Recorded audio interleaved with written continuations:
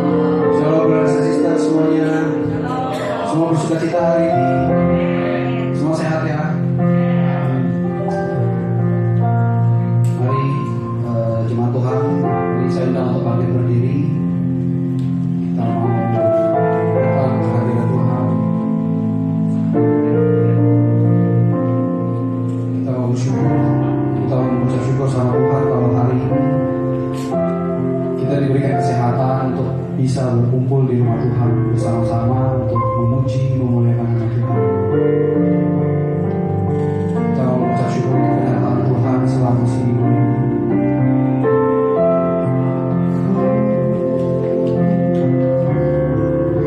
Juga kita mau mengucap syukur untuk setiap proses yang Tuhan berikan untuk kita, sehingga kita bisa menjadi lebih baik dan menghadap Tuhan.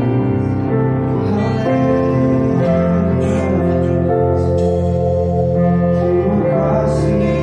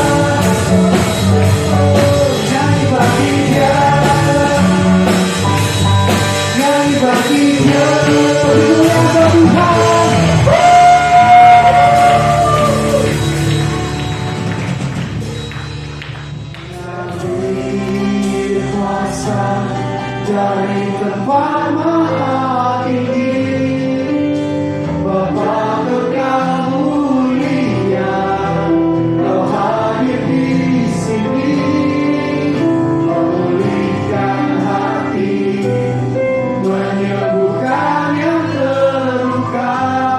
Ku kan tenang bersamamu, Bapa.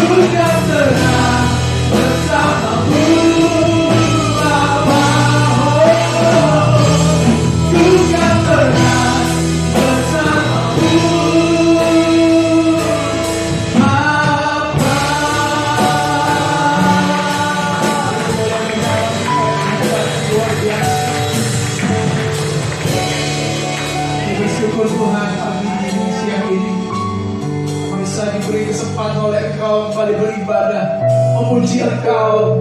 Dan sekarang tiba waktunya kami mendengarkan firman-Mu. Tuhan, urapi hamba-Mu. Hamba gak bisa apa-apa tanpa Engkau. Biar apa yang kami sampaikan siang ini berasal dari Engkau, sehingga kami semua juga dengan pertolongan Roh Kudus menjadi pelaku firman yang setia, sehingga hari-hari kami, waktu-waktu yang kami punya, kami isi sesuatu yang berarti bagi kemuliaan nama-Mu. Terima kasih Bapa, kami bersyukur buat kehadiran-Mu di tengah-tengah kami siang ini. Dalam nama Tuhan Yesus kami siap dengan firman-Mu. Yang percaya katakan amin. Tepuk tangan bagi Tuhan kita. Sudah pergi kembali Bapak Ibu. Selamat siang Bapak Ibu, shalom. Terima kasih Bu Dina. Terima kasih juga Pak Nathan. Ya, tapi selamat buat bayinya. Wah, keren ya. Tolong Bu ya, Dit. Amin ya. Nah, saudara, kita bersyukur hari ini bisa ketemu kembali beribadah bersama-sama di tempat ini. Puji Tuhan. Mari kita buka Alkitab kita, saudara-saudara, di Markus pasal 1. Kita buka Alkitab kita dari Injil Markus pasal 1 ayat 9 sampai 11 saja, harus sampai 20. Nanti Bapak Ibu yang dari ayat 20 baca di rumah, ya. Firman Tuhan siang ini berjudul mengenal kehendak Tuhan. Markus 1 ayat 9 sampai 11, kita baca bersama-sama ayat ini dengan suara yang keras sampai telinga kita mendengar ayat yang kita baca. 1, 2, 3. Pada waktu itu datanglah Yesus dari Nazaret di tanah Galilea, dan ia dibaptis di sungai Yordan oleh Yohanes. Pada saat ia keluar dari air, ia melihat langit terkoyak dan roh seperti burung merpati turun ke atasnya. Lalu terdengarlah suara di sorga, engkaulah anakku yang kukasihi, kepadamulah aku berkenan. Saudara-saudara, hidup ini sementara. Saya seringkali sampaikan pada jemaat yang saya layani, buat diri saya sendiri, saya katakan bahwa hidup ini sementara dan hidup ini begitu singkat, gak terasa, saudara-saudara. Yesus saja main di bumi, ya kurang lebih 30 tahun, 33 tahun dia ada di bumi. Setelah itu dia naik ke surga. Kita juga tidak tahu berapa lama kita ada di bumi. Tetapi saudara-saudara, yang penting, ya, bukanlah berapa lama kita ada di bumi ini, tetapi yang terpenting saudara-saudara, ketika kita ada di bumi ini, selama kita ada, sudahkah kita benar-benar melakukan kehendak Tuhan, apa yang Tuhan inginkan dalam hidup kita? Sehingga saudara-saudara, ketika selama hidup, selama kita ada, selama kita menggunakan waktu yang ada dengan baik, saudara-saudara, dan kita kemudian dipanggil Tuhan, kita akan berkata seperti Paulus, aku telah mengakhiri pertandingan dengan baik dan menyelesaikannya dengan luar biasa. Amin. Itu namanya bahasa Jawanya finishing well. Haleluya. Nah, karena itu saudara-saudara, penting buat kita belajar dari Yesus, dari ayat ini Bapak Ibu, ya.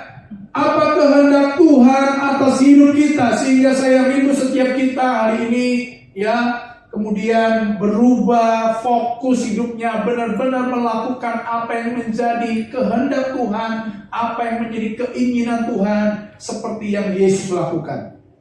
Sehingga seperti Yesus ketika dia mati di kayu salib, dia berkata, sudah selesai. Amin.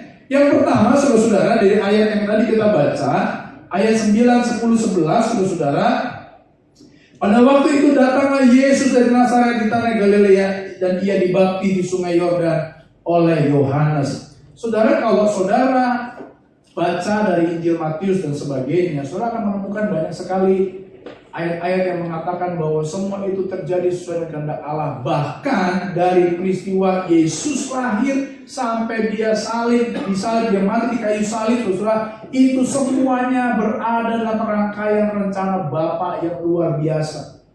Jadi yang pertama, saudara-saudara, yang kita pelajari dari Yesus, apa yang Tuhan ingin dalam hidup kita. Yang pertama, saudara-saudara, memahami panggilannya. Yesus paham panggilannya, kenapa dia ada di bumi ini. Dia ada di bumi untuk mati di kayu salib, menebus dosa saya dan saudara. Bahkan saudara, ketika dia akan dibaptis Yohanes, kalau kita baca dalam konteks jauhnya di Injil Matius pasal 3, ya, Yohanes bahkan dia nyuruh, kok Yesus, kok kamu yang aku baptis, aku yang dibaptis kamu, kira-kira begitu kata Yohanes Pembaptis. Tetapi Yesus itu tahu itu bukan bagiannya, itu bukan tugasnya, saudara-saudara. Ayat 13-14 Matius pasal 3, saudara-saudara, berkata begini, maka datanglah Yesus dari Galilea ke Yordan kepada Yohanes untuk dibaptis olehnya. Tetapi Yohanes mencegah dia, katanya, akulah yang perlu dibaptis olehmu, dan engkau yang datang kepadaku. Ayat 15. Lalu Yesus menjawab, katanya kepadanya, biarlah hal itu terjadi, karena demikianlah sepatutnya kita menggenapkan seluruh kehendak Allah. Dan Yohanes pun menurutinya. Saudara, Yesus tahu benar panggilannya, Yesus tahu benar bagiannya. Ya, makanya kalau kita baca, saudara, Yesus itu ternyata nggak baptis, yang baptis siapa? Murid-muridnya. Dia tahu benar panggilan hidupnya. Dia tahu, oh ini bagiannya Yohanes Pembaptis, ini bukan bagian saya. Saudara, setiap saudara yang hadir pada siang hari ini, saudara semua harus menemukan apa panggilan Tuhan dalam hidup saudara. Saudara diberikan karunia yang berbeda oleh Tuhan. Pakai buat kemuliaan namanya. Setiap kita dikasih passion yang berbeda. Ya, saya mungkin dulu di beberapa kali saya datang, saudara saya pernah bersaksi ya, saya keluar dari gereja saya yang lama ya, kalau bicara soal kenyamanan, nyaman banget. Jemaahnya sudah banyak ya, kurang lebih waktu itu saya mengembalakan 500-an orang. Fasilitasnya enak, mobil juga ada, rumah juga nggak usah beli, nggak usah kontrak, disiapin oleh gereja. Enak banget, nyaman. Tetapi saudara, saya tahu ada sesuatu yang kurang saya rasa dalam hati saya. Ada sebuah passion yang Tuhan taruh di hati, jadi saya keluar dari zona nyaman. Gak bawa apa-apa, saudara. Lemarinya saya tinggal. Baju. Untungnya, saya belum nikah, gitu ya. Jadi saya pikir kalaupun saya keluarnya mundur, saudara, nanti kalau punya anak istri, aduh repot lagi, saudara. Jadi kalau saya keluarnya sendirian, ibaratnya makannya cuma makan nasi sama garam, is oke lah, nggak apa-apa, udah biasa. Karena zaman saya kecil, mama saya suka ngasih makan nasi sama garam, ya. Asal jangan kebanyakan, darah tinggi. Ya. Makanya kenapa saya baru paham, kenapa orang tua kita, saudara, lebih banyak makan asam dan garam, lebih banyak, ya kan? Kalau mungkin dari kecil dikasih garam sama mamanya, kayak saya begitu ya. Kalau Bu Lina saya nggak pernah ngalamin ya Bu ya. Gula. Memang beda-beda, saudara. Satu kali saya punya adik kelas di teologi, praktek di rumah saya. Saya baru tahu, saudara, dia orang Timur. Itu makannya nasi pakai kopi. Saya kaget. Jadi dia bikin kopi, saudara, nasinya banyak, di kuahnya pakai kopi. Mama saya kaget. Kok kamu makan nasi pakai kopi? Iya mama, sudah biasa kami di Timur makan pakai kopi. Baru tahu saya. Saya pikir cuma saya yang makan nasi sama garam. Ada orang yang makan nasi sama kopi. Ada di sini? Ada? Oh, kecap ada juga. Oh iya. Ibu kecap ya? Oh iya. Sama kayak anak saya Christopher tuh. Wah, harus pakai kecap. Ya, pizza juga pakai kecap. Itu anak saya. Ya kan? Aneh, benar ya. Nah, jadi sebenarnya kita harus tahu panggilannya apa. Mari Ibu, kami kumpulin orang tua wali murid di rumah belajar kami. Dan good news ya, waktu itu saya kesaksian mau digusur ya. Nggak jadi digusur nih pengumumannya, info aja, for your information. Ya, ternyata doa lebih hope kuat di doain saya. Nggak jadi digusur itu rumah belajar. Jadi saya action di sana. Muridnya juga kemarin, wah tambah banyak yang puji Tuhan. Ya kan? Jadi saya senang itu kumpul dengan ibu-ibu ya dari ya pengamen banyak. Saya baru tahu info guru dari saya, Pak itu anak ibunya si anu tuh ngamen. Oh iya, waduh. Ini pemain musiknya bagus nih, harusnya kasih training buat kita nih. Pengamen jalanan di Cirebon. Siap nggak nih? Tadi ngebuas sampai merem-merem saya. Apa saya nanya mau? Luar biasa. Jadi matanya udah, tangannya udah dalam matanya ya. Gimana yang main bass? Oh hilang. Oh toilet. Oh kita ngomongin mumpung dia nggak ada. Tapi yang jelas begini, jangan ikut-ikutan orang. Temukan panggilan saudara. Apa yang Tuhan taruh di hati, kerjakan. Jemaat saya saudara lebih aneh lagi. Saya lihat di motornya, saya bilang, bro, kok di motor kamu ada banyak makanan kucing, buat apa? Oh gini kak, kalau saya lihat kucing di jalan, itu kurus, kering, kerontang, kita turun dan kasih makan. Waduh, jadi passionnya sama kucing, bukan sama jiwa-jiwa yang marah kucing. Ya kan, waduh, jadi kalau lihat kucing itu kayaknya, waduh, muncul belas kasihan. Mungkin bisa juga bikin gereja kucing. Waduh, ini suami saya juga cocok banget, sama-sama suka kucing, ya kan? Nah, panggilan hidup saudara apa? Jadi begini saudara, ketika kita menemukan apa panggilan hidup kita, dengan waktu yang ada, kita mau kerjakan sungguh-sungguh sehingga waktu kita tidak terbuang dengan sia-sia. Yesus walaupun hidupnya singkat, tetapi dia menemukan panggilan, dia paham panggilan hidupnya, dia paham tujuan hidupnya. Dan dia menyelesaikannya dengan luar biasa. Setiap saudara juga harus menemukan apa panggilan hidup saudara dalam pelayanan, dalam hidup, supaya kita sungguh-sungguh luar biasa dan maksimal dalam pekerjaan Tuhan. Itu yang pertama, temukan passion saudara. Yang kedua, saudara-saudara, kalau kita buka Markus pasal yang pertama tadi, ayat 12 sampai dengan ayat yang ke-13 berkata, segera sesudah itu roh memimpin dia ke padang gurun. Di padang gurun itu ia tinggal 40 hari lamanya, dicobai oleh iblis. Ia berada di sana di antara bintang dan liar, dan malaikat-malaikat melayani dia. Yang kedua, saudara-saudara, Yesus rela dibentuk, dia rela dibawa oleh roh di padang gurun. Ayat 12, segera sesudah itu roh memimpin dia ke padang gurun. Saudara, padang gurun bukan tempat yang enak untuk rekreasi. Di sana padang gurun itu ya tempat yang tandus, tempat yang panas. Bahkan bangsa Israel pernah berada di padang gurun selama 40 tahun, saudara. Dia keluar dari tanah perbudakan Mesir menuju tanah perjanjian, berkeliling-keliling 40 tahun, gak enak. Tapi yang luar biasa di padang gurun itulah pemeliharaan Tuhan luar biasa. Bayangin aja 40 tahun di padang gurun, sepatunya gak rusak. Ricky ganti sepatu berapa kali setahun? 2 kali? Oh, sekali. Ya, 40 tahun di padang gurun.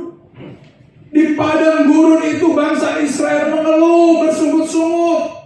Saya baru tahu ternyata Tuhan punya tujuan, saudara. Jadi begini, bangsa Israel itu kan mentalnya di tanah Mesir itu mental budak. Mental budak, bukan mental pejuang. Beda mental budak sama mental pejuang.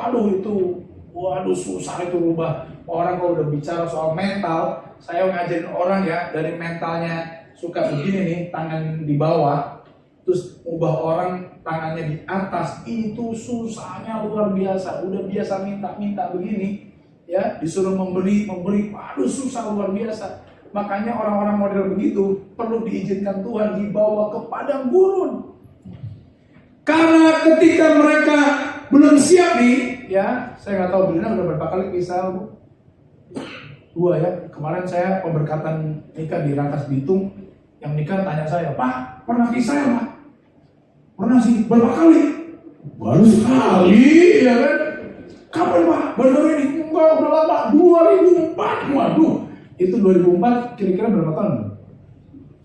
19 tahun yang lalu, saudara. Saya masih kurus, imut. Ya sekarang masih imut, kita mutlak. Ternyata deket ya Bu ya. Naik bis saya karena kan saya dari turunnya itu di ini saudara, di Mesir. Di Mesir lalu pulangnya dari Yordania, saudara ya. Jadi ternyata naik bus dekat. Ya naik bus sih, ya kan? Dari Mesir. Wah, ternyata dekat. Kenapa bangsa Israel 40 tahun jalan kaki lama banget, ya kan? Nah, jadi saudara, saya nemu ayat begini. Ternyata begini. Bangsa Israel kenapa harus dibawa ke padang gurun? Karena Tuhan ingin bentuk mereka menjadi bangsa pejuang. Karena ketika mereka harus ke Kanaan itu, dia harus melawan bangsa-bangsa yang ada di sekitar sana, orang-orang besar yang biasa berperang. Makanya waktu Musa mengutus 12 orang pengintai untuk mengintai negeri Kanaan, yang 10 bilang begini, Musa, orang di sana gede-gede, kita nggak mungkin menang. Itu mental itu. Jadi Tuhan harus bentuk karakternya, mentalnya di padang gurun. Dan Yesus juga dibawa oleh Roh di padang gurun. Yang kedua, makanya saudara, apa keinginan Tuhan dalam hidup kita? Kita harus menjadi pribadi yang rela dibentuk. Kalau kadang Tuhan bawa kita ke padang gurun, ke masa-masa yang sulit, masa-masa yang sukar, harus menghadapi masalah yang luar biasa, mungkin dikelilingi oleh orang-orang yang sukar, yang kadang-kadang membuat kita marah, membuat kita jengkel, membuat kita sakit hati. Mungkin itu cara Tuhan untuk membentuk kita menjadi pribadi yang lebih berani. Saya terlintas di kepala saya nggak di persiapan di sini, saudara. Saya pernah baca di Google ya, karbon itu, karena gini, batu bara itu ternyata berasal dari karbon. Tapi karena karbon ini kena tekanan panas yang nggak terlalu, yang panas banget, dia mental, dia nggak kuat, dia loncat, jadinya batu bara. Kemudian ada lagi unsur karbon yang lain, dia kena tekanan panas bumi yang luar biasa, dia bertahan, dia menjadi logam mulia. Saya nggak tahu namanya apa, diamond apa, nanti tolong dibantu ya, cari di Google ya. Kalau nggak salah diamond. Artinya gini saudara, kalau saudara dibentuk Tuhan, kalau tekanan yang panas, tinggi, suhu yang luar biasa, dan saudara malah menyerah, saudara protes, saudara berontak, saudara lari dan menculat, apa? Loncat, saudara cuma jadi batu bara. Ya memang harga batu bara sih lumayan, cuma kan kiloan, tontonan, ya kan? Wah, kalau bijen laku nggak? Nggak laku, buat lempar anjing tuh. Ya, jadi sudah dia kena tekanan panas, dia menjadi sesuatu yang berharga. Nah, saudara pilih yang mana ini?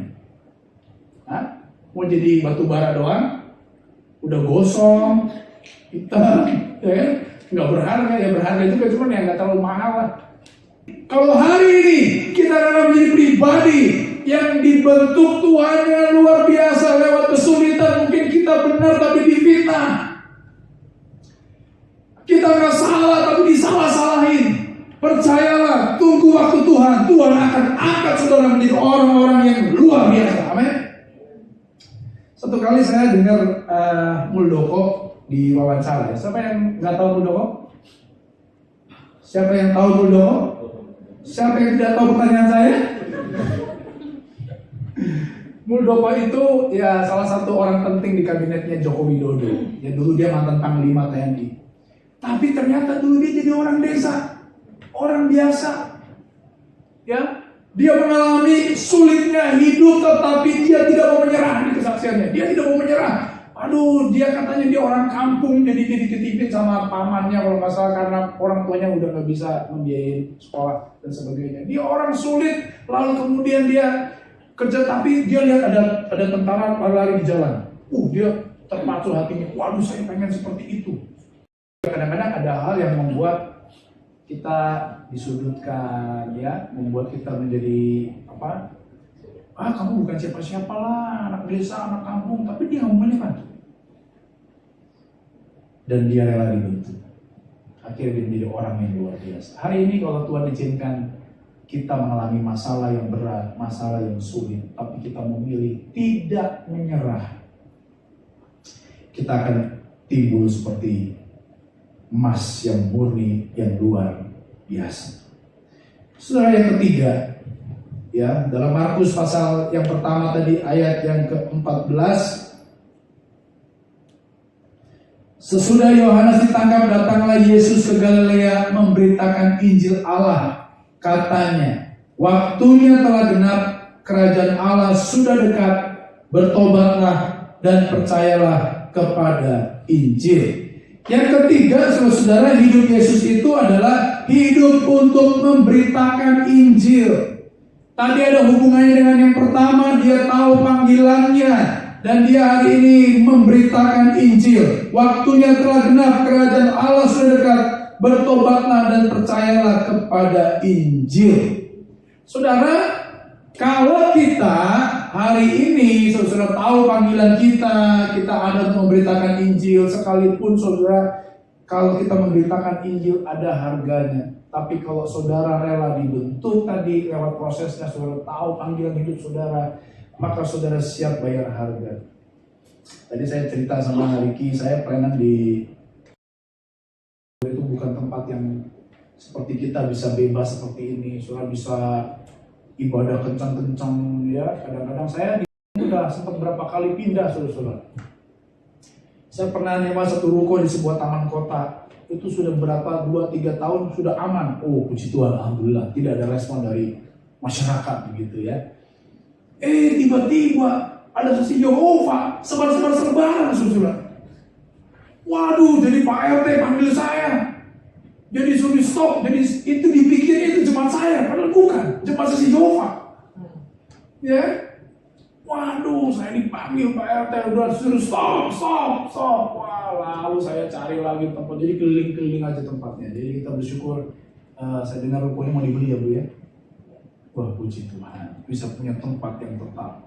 Kami di sana harus survei dulu, jadi zaman satu udah dibeli, disuruh pindah ya kan? Kan sayang nanti duitnya, ya kan? Nah, ada kata marturia, martir, menjadi saksi itu martir. Martir pertama di Kisah Rasul disebut namanya siapa Bapak Ibu? Ada yang tahu? Ya? Stefanus. Ada yang namanya Stefanus di sini? Hah? Oh belum ada ya? Ya, nanti kita perlu panggil dia.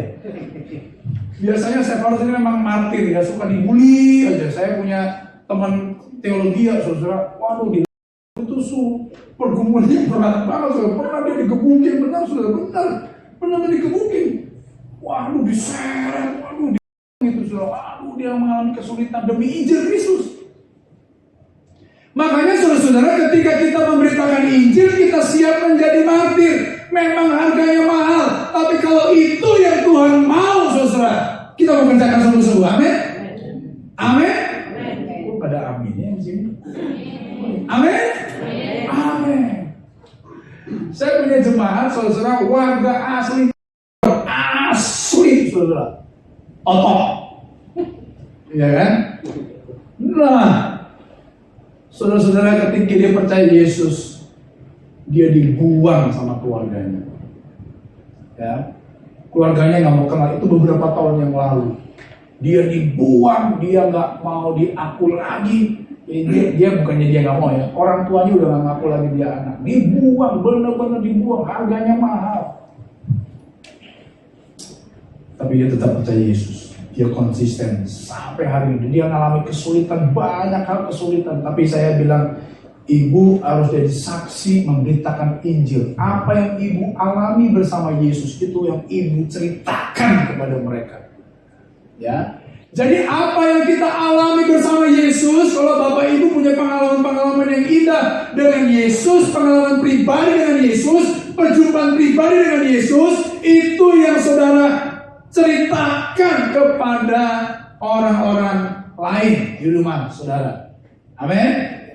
Itu kali ada orang gila di Gerasa yang disembuhkan oleh Yesus, ya, karena dia gila, dirantai, suka berontak, ya. Kemudian akhirnya dia diselamatkan oleh Yesus. Singkat cerita, dia sembuh dan dia bilang gini sama Yesus, Tuhan, aku mau ikut kamu. Kemana kau pergi aku ikut. Tapi Yesus bilang, oh enggak, kamu jangan ikut saya. Kamu pergi ke rumahmu, kamu pergi ke desamu, kamu pergi ke kampungmu, kamu ceritakan apa yang kau alami bersama dengan Tuhan. Hari ini coba Bapak Ibu bikin list daftar kebaikan-kebaikan apa yang saudara alami bersama Tuhan. Pengalaman-pengalaman pribadi apa yang kita alami bersama Tuhan. Saya percaya Bapak Ibu yang hadir hari ini punya pengalaman-pengalaman pribadi dengan Tuhan. Amin.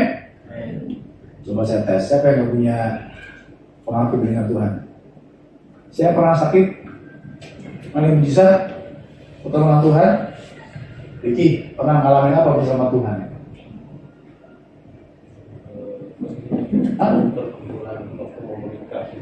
Oh, mau menikah. Iya, cerita mau menikah pas COVID katanya. Waduh, H-7. Wah, bingung, undangan udah dibagi, ya. Semua sudah dipesan, pedal dipesan, tiba-tiba COVID. Waduh, itu nyesek juga sebenarnya. Udah keluar banyak, ya kan. Waduh, luar biasa. Tapi tetap Tuhan baik ya. Tetap baik. Memang orang Indonesia itu apa-apa pasti ada untungnya. Kecemplung got aja untung, ketabrak becak aja untung. Untung baru tabrak becak, coba tabrak bemo, beda ceritanya. Untung baru tabrak becak, ketabrak mobil, beda lagi ceritanya. Ya. Nah, kita semua tentunya mengalami pengalaman pribadi dengan Tuhan, bagaimana Tuhan tolong kita. Dan pesan itu yang harus kita ceritakan kepada banyak orang. Ceritakan kebaikan Tuhan, ya. Apa yang sudah alami di gereja ini, ceritakan. ceritakan. Petrus juga, saudara, dia cerita. Akibatnya di hari Pentakosta ada 3.000 orang bertobat. Saudara semua nggak boleh diem. Coba, siapa di sini yang kalau habis makan di restoran enak murah, apalagi diskonnya 70%, nggak cerita sama temennya? Cerita nggak? Oh, kalau saya disuruh kan, wih, Kak, kalau mau makan di sana tuh, tuh murah banget, banyak murah. Saudara juga harus cerita kebaikan Tuhan untuk saudara. Amin. Cerita makanan aja kita, tahu makanan aja kita cerita, ya kan? Yang terakhir, haleluya, terakhir, puji Tuhan. Markus 1 ayat 16 sampai 20. Ketika Yesus sedang berjalan menyusur danau Galilea, ia melihat Simon dan Andreas, saudara Simon. Mereka sedang menebarkan jala di danau, sebab mereka penjala ikan. Yesus berkata kepada mereka, "Mari ikutlah aku, dan kamu akan kujadikan penjala manusia." Lalu mereka pun segera meninggalkan jalannya dan mengikuti dia. Dan setelah Yesus meneruskan perjalanannya sedikit lagi, dilihatnya Yakobus, anak Zebedeus, dan Yohanes saudaranya sedang membesarkan jala di dalam perahu. Yesus segera memanggil mereka dan mereka meninggalkan ayahnya Zebedeus di dalam perahu bersama-sama orang upahnya, lalu mengikuti dia. Saudara, ayat ini bercerita tentang Yesus memanggil murid-murid yang pertama. Apa kehendak Tuhan dalam hidup kita? Yang pertama, Tuhan ingin kita memahami panggilan hidup kita di dalam Tuhan. Yang kedua, Tuhan ingin kita rela dibentuk untuk dipersiapkan menjadi alat bagi kerajaannya, alat yang luar biasa di tangan Tuhan. Yang ketiga, Tuhan ingin hidup kita memberitakan Injil, menceritakan kebaikan Tuhan, menceritakan kisah kita dengan Tuhan. Dan yang keempat, saudara, Tuhan ingin kita memuridkan orang lain. Satu kali saya ditanya, "Pak, lebih enak khotbah apa memuridkan orang?" Lebih enak khotbah, saya kasih tahu. Lebih enak khotbah. Kenapa lebih enak? Lah ngomong cuma sejam 2 jam lalu saya tinggal pergi. Tapi kalau memuridkan orang, ngajak makan 2 orang, udah kita yang ngomong, kita yang bayarin, kita yang traktir, nggak enak. Memuridkan harganya mahal, tapi itu yang Tuhan mau. Dulu kalau saya pergi kemana-mana diundang ke beberapa tempat, saya selalu ajak anak-anak saya untuk ikut. Saya setir mobil, kadang-kadang saya banyak ngomong di mobil, saya ajarin dia, saya kasih tahu. Kalau pas nginep di tempat yang jauh di Bandung, saya bawa nginep di hotel. Ya, lalu kita ngobrol, sharing. Sekarang yang saya ajak istri sama anak saya. Ya. Tetapi dimanapun saya memuridkan. Kenapa harus memuridkan? Karena begini, saudara, kita nggak tahu sampai kapan kita ada. Tapi kalau kita memuridkan orang lain, pekerjaan Tuhan akan terus ada. Yesus tahu bahwa dia dipanggil Tuhan, dipilih oleh Bapa, diutus oleh Bapa untuk mati di kayu salib. Nah, ketika dia mati di kayu salib, dia naik ke surga, harus ada orang-orang yang meneruskan pekerjaan Tuhan. Siapa itu? Murid-muridnya. Dan murid-murid Yesus yang pertama pun, saudara, punya murid juga. Rasul Yohanes punya murid yang namanya Polikarpus. Dan ini orang-orang hebat semua. Polikarpus untuk sejarah gereja, dia mati dibakar hidup-hidup. Ya, ini orang-orang yang on fire, luar biasa, punya semangat yang luar biasa. Dan saya percaya kenapa Polikarpus bisa semangat begitu dia jadi martir. Kenapa? Dia lihat mungkin bapak rohaninya si Yohanes. Yohanes dia dari mana? Dari Tuhan Yesus. Apa yang saudara dapat dari Pastor Nathan? Mungkin bapak ibu dimuridkan oleh Pastor Nathan. Saudara jangan berhenti di saudara aja. Saudara harus memuridkan yang lain lagi. Berkemuliaan nama Tuhan. Sehingga Giving Hope, saya percaya makin hari makin luar biasa, makin dahsyat, makin hebat. Amin. Saudara, mimpi saya sampai hari ini, saudara jujur aja, sampai hari ini saya nggak punya mimpi punya gedung gereja yang besar, mega church. Saya nggak punya mimpi seperti itu. Saya lebih baik punya murid yang banyak, nanti murid-murid yang lain. Jadi kecil-kecil, tapi banyak. Dan memang saudara-saudara kalau di nggak bisa bangun gereja besar mega church yang isinya 1 kali ibadah ribuan, nggak bisa. Tapi kita banyak banget.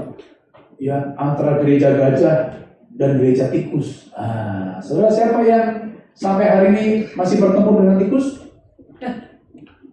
Masih? Di rumah saya buka perintisan. Saya udah berapa bulan ini lah saya buka perintisan. Ada jemaat kami punya ruko, dia kasih pinjam saya, rukonya kosong nggak dipakai. Udah nggak dipakai setahun. Saya bilang, nggak apa-apa bro, saya pinjam, saya pakai. Waktu pakai, itu debunya luar biasa, setahun nggak pernah dipakai. Tikusnya banyak, waduh susah. Kemarin saya jadi, jadi ada apa? Dia tikus. Dia bilang, tikus tuh banyak. Jadi tikus susah, bisa tikus ditembak bisa nggak? Siapa yang bisa nembak tikus? Susah ditembak, nggak bisa, susah. Dilem juga, datang lagi sama teman yang lebih banyak lagi. Susah bahasa tikus. Dilem nanti mati di mana bau, susah. Nah, bayangin kalau kita punya murid banyak banget, gerejanya kayak gereja tikus banyak banget, susah. Mau dikejar mana nggak ketemu, susah. Kemarin ibadah di sana udah hilang lagi, ya kan? Udah gitu, lebih pergerakannya lebih cepat, lebih gesit daripada gajah. Ya kan? Coba kalau gerejanya di hotel udah 1.000 disuruh pindah, digusur sama pendemo 1.000 loh saudara, kira bisa nggak? Gampang nggak cari tempat 1.000? Susah. Tapi kalau kecil-kecil lebih banyak, kayak toko sebelah situ kan, kecil lebih banyak. Coba kalau yang mall, saya punya, karena saya ketua Prowil dulu zaman pandemi, saya kan keliling-keliling dikasih tugas sama BPD ngasih sembako. Ada pejabat pendeta, dia punya toko handphone di mall. Terus saya kasih sembako, saya pikir dia orang mampu, punya rumah, punya mobil. Jadi saya agak, dia mau ya terima sembako ya. Tapi saya beranikan diri, saya tanya, Pak, mau sembako? Pandai, terima kasih, saya mau banget. Kenapa Pak? Saya ragu-ragu, Bapak soalnya kayaknya secara ekonomi mah. Pak, jangan lihat saya secara fisik Pak. Saya sekarang sudah bangkrut. Loh, kok bisa?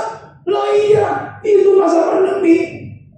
Pemerintah bilang mallnya tutup. Itu tutup berapa bulan? Gak cuma sebulan, 2 bulan. Tapi tahunan jadi toko saya tutup. Gak ada penghasilan. Ini mobil saya juga mau saya jual. Dan ini sudah. Kenapa? Mallnya tutup.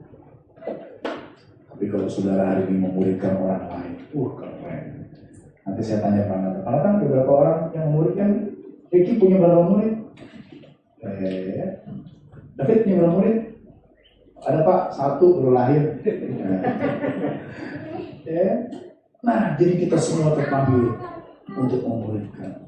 Ibu punya murid banyak Ibu ya. Dimuridkan buat kemuliaan Allah. Nanti keluar, nanti begini. Ini yang sekolah di sini nih, nanti pulang ke daerah masing-masing. Kalian jadi memuridkan orang lain di sana. Jadi agen-agen perubahan Allah. Luar biasa. Sekolah PAUD kami, saudara, itu kenapa bisa banyak banget sekarang dari berbagai daerah sekolah tempat kami. Gara-gara cerita. Sekolah di sana tuh dimuridin bagus. Jadi kayak apa ya? Promo gratis, saudara. Jadi saya juga senang yang saya ajarin bisa baca tulis. Yang di TK lain, maksudnya bukan menjadi TK lain ya, bukan karena saudara supaya ayo sekolah tempat saya enggak. Saudara juga nggak mungkin sekolah tempat saya, nggak mungkin. Ya, itu gini, yang di TK lain masa masuk SD kelas 1, kelas 2 nggak bisa baca tulis. Lulusan TK sana nggak bisa baca tulis, tapi lulusan kami ibaratnya ya sederhana lah. Tempatnya aja dari sederhana lah gitu. Tapi bisa baca tulis, itu senangnya luar biasa. Jadi orang tuanya ngomong, udah kalau sekolah di sana itu sudah murah, bagus, anaknya bisa baca tulis. Kira-kira begitu lah ya. Jadi agen perubahan begitu. Nah, saudara di sini jadi agen perubahan. 4 hal yang kita kerjakan hari ini. Yang pertama, saudara harus tahu panggilan hidup saudara sungguh-sungguh. Yang kedua, saudara harus rajin dibentuk. Dan yang ketiga, kita hidup untuk memberitakan Injil. Dan yang keempat, kita mau memuridkan orang lain. Kita berkata, Pak, itu kan tugasnya pendeta. Bukan. Matius 28 ayat 9 berkata, pergilah, jadikanlah semua bangsa apa? Muridku. Dan tugas itu bukan tugas pendeta, tapi tugas setiap orang yang percaya. Jadi ketika nanti kita dipanggil Tuhan dan Tuhan tanya, "Nak, berapa orang yang sudah kau muridkan?" Kita berkata, "Tuhan, sudah banyak yang aku muridkan." Puji Tuhan. Ya, hari ini ya kita semua mau bergerak memuridkan orang lain buat kemuliaan nama Tuhan. Amin. Ya minimal kalau kita sudah punya anak istri, muridkanlah keluarga kita bagi kemuliaan nama Tuhan. Amin. Buat firman Tuhan, kita tundukkan kepala. Ini kan ujian tadi mengalir kuasa dari tempat maha tinggi.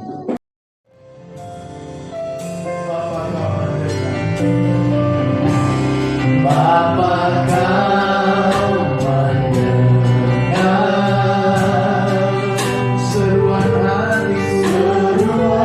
hatiku,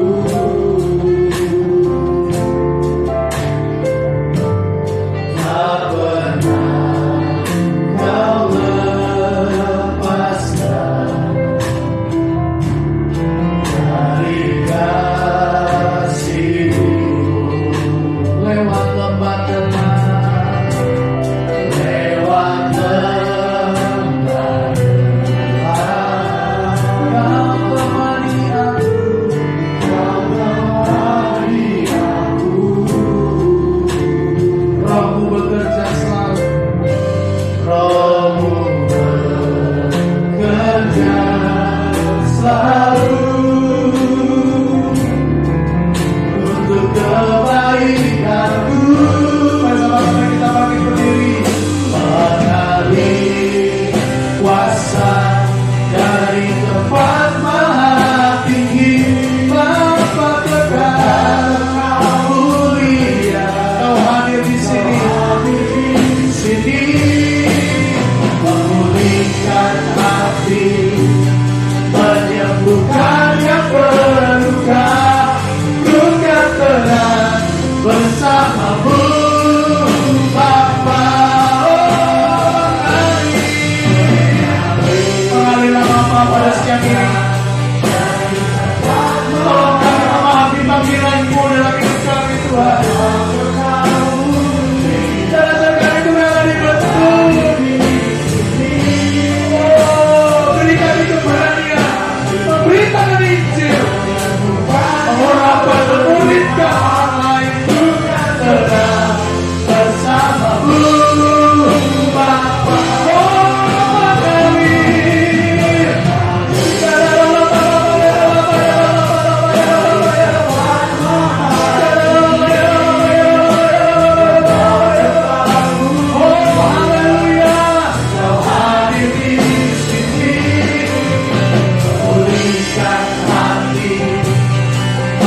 Bukan yang